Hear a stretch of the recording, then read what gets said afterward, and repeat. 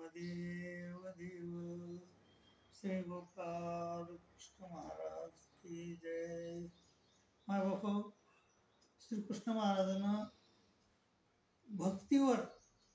भक्ती करण्यावर अतिशय जोर दिलेला आहे। सगळ्या गीतेमध्ये जर तुम्ही पाहिलं तर श्रीकृष्ण महाराजांना अर्जुन सांगितलं, अर्जुना मन्मना भो मद्भक्तो मध्याजीवनाम नमस्करो मामे वैशेषी सत्यम ते प्रतिजानी प्रिय। तू माझा भक्त हो, तू मला प्रिय होशील याच्यात संशय नाही। आणि कितीक वेळेस त्याने सांगितले की अर्जुना भक्त्या त्वनन्या शक्य अहमेव मित्रर्जुना, मी फक्त भक्तीनेच मिळू शकतो। तर मी भक्त्या त्वनन्या शक्य अहमेव मित्रर्जुना ज्ञातुम द्रष्टुम तत्त्वेन प्रवेष्टुम च परम, मी फक्त आनंदी भक्तीनेच तुला मिळू शकतो। देवानं श्रीकृष्ण महाराजांना अर्जुनाला विश्वरूप दाखवलं। मग ते अर्जुनाने विचारलं, देवा हे विश्वरूप कशानं पाहायला भेटल लोकांना? ते म्हणले न हा वेदे न तपस्सा न दाने न चर्या, वेदानं नाही पाहायला भेटत, वेदाच्या पठण्यानं माझं विश्वरूप पाहायला भेटत नाही। तर नहा वेदेन तपानं भेटत नाही, वेदेन तपस्सा न दानेन दानानं भेटत नाही, न दानेन चर्या असे यज्ञ केल्यानं भेटत नाही, माझं हे विश्वरूप पाहायला भेटत नाही अर्जुना। मग कशाने भेटत? तो भक्ती अतोन न्याय शक्य अहम मेव अर्जुन ज्ञातुम द्रष्टुम तत्त्वेन प्रवेष्टुम च परंतप। म्हणून श्रीकृष्ण महाराज म्हणले, अर्जुना मत्कर्म परमत्कर्म मद्भक्त संग वर्जित निर्वेर सर्वभूतेषु येस भाविती पांडव, जो सर्वभूतासंग निर्वेर झालेला आहे, जो माझी भक्ती करतो। तर मग ते पुन्हा ते म्हणले की अर्जुना माझे 4 भक्त आहेत, चतुर्विधा भजन्ते माम जना सुकृती नर्जुन, आर्तो जिज्ञासुर अर्थार्थी ज्ञानीचे भक्त सेवक। पण तो त्यापैकी मला कोणचा आवडतो? ते श्याम ज्ञानी नित्ययुक्त एक भक्ती विशिष्ट, तो एक भक्ती करणारा मला भक्त आवडतो, एक भक्ती विशिष्ट प्रिय ज्ञानी नो तीर्थ महमचा मम प्रिय, तो मला प्रिय आहे आणि मी प्रिय त्याला प्रिय आहे। आणि त्रिगुणाचा विषय श्रीकृष्ण महाराजांना अर्जुनाला सांगितला। आणि त्रिगुणाचा विषय सांगत असताना अर्जुन म्हणला, देवा मी या त्रिगुणाच्या बाहेर कसा जाईल? तर श्रीकृष्ण महाराज म्हणले, अर्जुना मामचं विचारेन भक्ती योगेन सेवते। इथं बी त्यांनी तेच सांगितलंय की माझी जो अविचारी भक्ती करेल, मामचं विचारेन भक्ती योगेन सेवते सगुणान समती द्यायचा ब्रह्मभूया कल्पते, तो जो माझी अनन्य भक्ती करीन, पण तो माझी आनंदी भक्ती करीन, तो ह्या त्रिगुणाच्या बाहेर जातो, त्रिगुणाला उल्लंघून जातो आणि ब्रह्मीभूत होतो। असं श्रीकृष्ण महाराजांना वेळोवेळी भक्तीचं महत्त्व, ज्ञान पटण्याचं महत्त्व सांगितले। आणि संत ज्ञानेश्वरांना देखील स्मरणाचं महत्त्व सांगितले लोकांना। ते म्हणले नित्य नेम आम्ही ते प्राणी दुर्लभ पण लक्ष्मी वल्लभ तयाजवळी, त्यामुळं ते लोकांना सांगतात की ज्ञानदेव मौन जपमाळ अंतरी धरून श्रीहरी जपे सदा, म्हणजे अंतरीची जपमाळ खोल आणि परमेश्वराचं चिंतन कर, असा सल्ला त्यांनी आपल्या सगळ्याला दिलेला आहे। आणि भगवान श्री चक्रधर स्वामी महाराजांना नामाचे 10 तास सांगितले।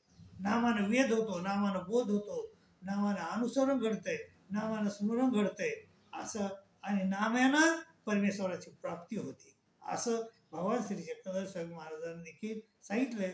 त्याच्यामुळे ते म्हणतात की तुम्हाला शयनसनी भोजनी परमेश्वर व्हावा केला, तुम्हाला झोपताना देखील परमेश्वराचं चिंतन झालं पाहिजे आणि जेवण काढताना देखील परमेश्वराचं चिंतन झालं पाहिजे, असा सल्ला भगवान श्री चक्रधर स्वामी महाराज आपल्याला देतात। तर हे सगळं ऐकून अर्जुन म्हणतो, देवा मी तुझी भक्ती करतो ठीक आहे, परंतु मी अयती झालो तर काय होईल? मी जर योगभ्रष्ट झालो, अयती सदैव येतो योगाचरित मानसा अप्राप योग सस्थितम काम गती गोष्ट गच्छती, तर माझी गती काय होईल? जर मी स्मरण करता भ्रष्ट झालो आणि स्मरण करणं सोडून दिलं समजा मी, तर माझी काय गती होईल? कच्चिनो भरिष्ठ छिना भ्रमियो विभ्रष्ट छिना भ्रमियो निस्थिती अप्रतिष्ठो महाभाव विमुडो ब्रह्मण्यपती येतन्मे। ते म्हणतो, देवा माझा हा संशय आहे, यतन्मे संशय कृष्ण चेतू मरस्य शेषता तो धन्य संशय शेषे चेता न उपपद्यते. माझा हा संशय आहे की बाबा मी तुमची भक्ती करतो तुम्ही सांगितल्याप्रमाणे, परंतु मी मधातच सुटली, मी अयती झालो, मी योगभ्रष्ट झालो, तर माझं काय होईल.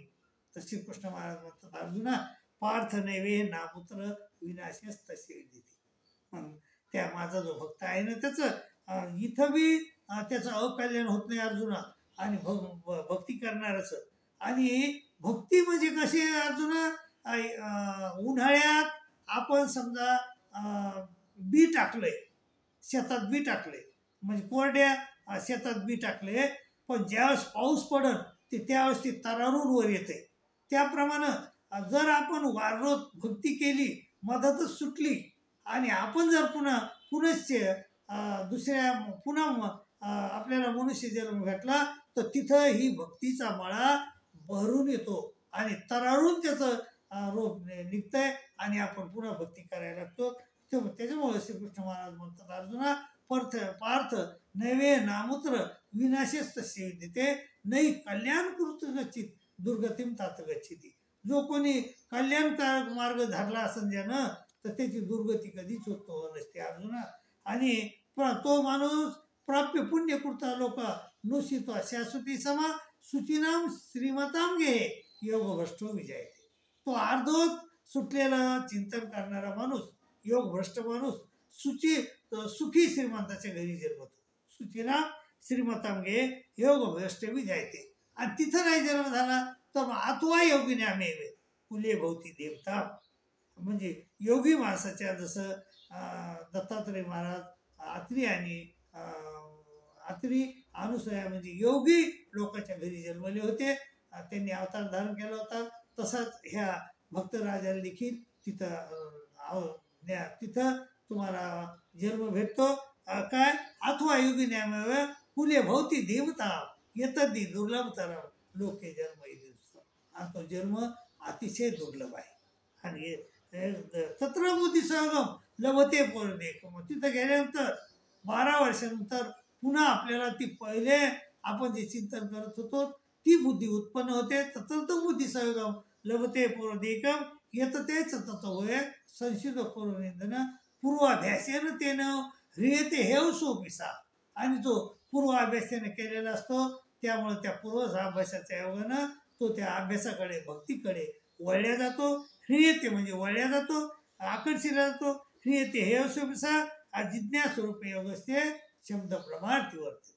तो माणूस शब्द प्रमाण म्हणजे 4 वेदाच्या ज्ञानाला उलंघून पुढे जातो. माय बापो, जर तुम्ही भक्ती करीत असतात आणि तुमची भक्ती जर मधातच सुटली तर काय भेण्याचं कारण नाही.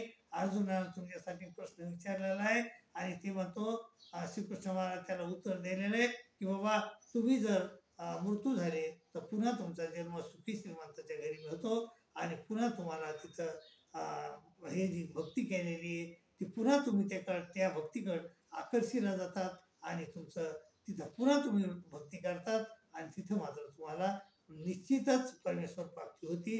म्हणून घाबरू नका आणि नामस्मरण सोडू नका. आणि योगभ्रष्ट होईल मी, असं होईल तसं नाही, अशा मुळीच कल्पना आणू नका. आणि परमेश्वर भक्ती सतत करत राहा. अंतरीची जपमाळ खोला, ज्ञानदेव मोन जपमाळ अंतरी धरून श्रीहरी जपे सदा. त्यांनी सांगितल्याप्रमाणे अंतरीची जपमाळ खोला आणि परमेश्वराचं चिंतन मौन धरून करा, अशी मी तुम्हाला विनंती करतो आणि तुमची रजा घेतो माय बापो. आणि दुसरी एक विनंती करतो, हा जो देवल ऑफिशियल चॅनल आहे, ह्या चॅनलला जर तुम्ही नवीन असताल तर सबस्क्राईब करा, शेअर करा, लाईक करा, अशी विनंती करतो आणि तुमची रजा घेतो. दंडोत प्रणाम, दंडोत प्रणाम.